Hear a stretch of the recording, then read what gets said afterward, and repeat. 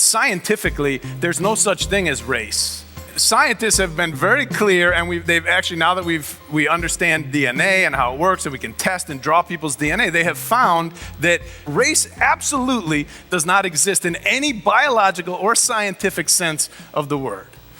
That's important to just keep in mind as we're talking about what lives matter. We divide up, we find ways, we see someone looks different from us, loves different from us, whatever it is. So the question that goes back to biblical times that Jesus was wrestling with and his followers have been wrestling with forever is, who's my neighbor? Jesus said, love God and love your neighbor as yourself. And then people said, well, who's my neighbor? And when they asked him, he tells the story of the Good Samaritan. Now, if you know anything about that era, the Samaritans were despised by the Jews.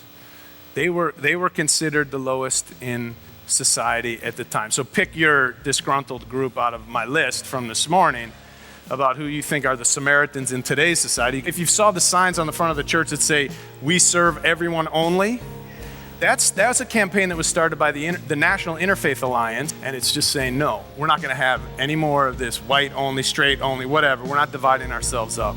We are a human family. We are one race, the human race. The question is, are you going to build a wall in your own heart that gets you to turn against your neighbors? Are you going to turn your back on them just like they're turning their back on other Americans? I hope not.